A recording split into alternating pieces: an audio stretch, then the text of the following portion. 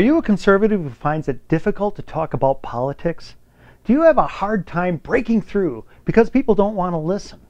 Well, my name is Andy, and I'm here to help. First, a little bit about me. I grew up in a very, very liberal household, pure leftist academia.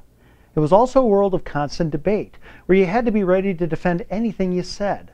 So, if you're a conservative, then I was learning how to beat you.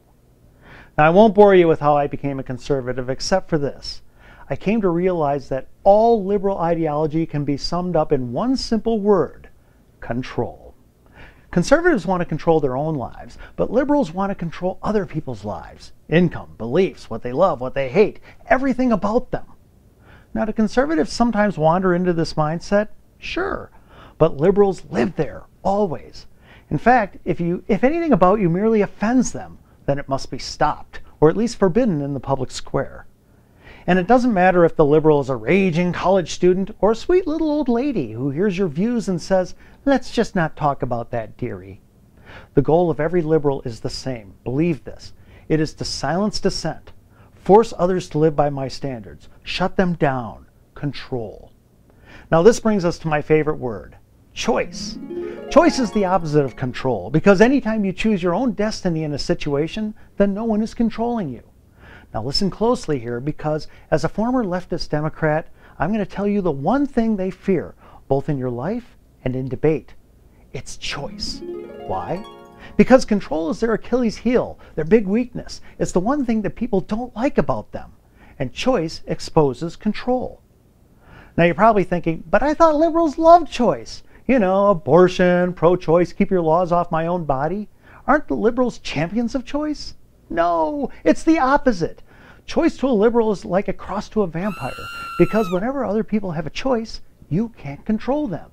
And if you can't control other people, well then so much for Obamacare, redistribution of wealth, the EPA, wage controls, and pretty much everything the Democratic Party has ever supported. When people have choices, the Democratic Party and all it represents collapses. And Democrats know it. This is why the left co-opted choice in the abortion debate. By the way, I'm pro-life. The left stole choice by design, folks, specifically to take away our greatest weapon. And it worked. These days, conservatives are actually afraid of the word choice, just because they think it makes them pro-abortion. And so the left has disarmed the right. In fact, even after I explain these things, some conservatives still ask, but do we still have to use the word choice? What about words like freedom and liberty? Don't those mean the same thing? Yep, they do. They're exactly the same, and they're great words. Use those words.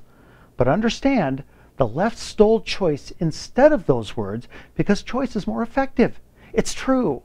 Whenever you say liberty, it sounds old, conjuring up images of powdered wigs and knickers.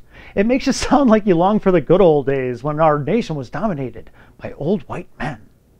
As for freedom, it's fuzzy.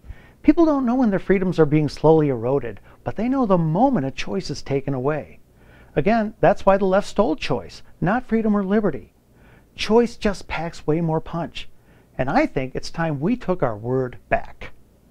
Throughout the upcoming videos, I'll show you how to undermine the left by reframing issues in a choice versus control paradigm. A paradigm where conservatism wins. It's easy. Oftentimes you won't even use the word choice or control just because you won't have to. You'll just discuss issues in a way that exposes your opponent. And the left will really hate it. Never forget, control is the dragon and choice is our sword. We haven't been losing because the other side is unbeatable. We've been losing because we haven't recognized the dragon or picked up our sword. Here's my promise. If we conservatives pick up our weapon and use it, we'll turn around this country so thoroughly that America will recover its lost greatness. We will roll back entitlements that we thought were untouchable. We will restore religious liberties. We will end the culture of racism on which the left depends so dearly. We will bring back free markets, manufacturing, energy independence, and booming job creation. We will win, and it won't take decades.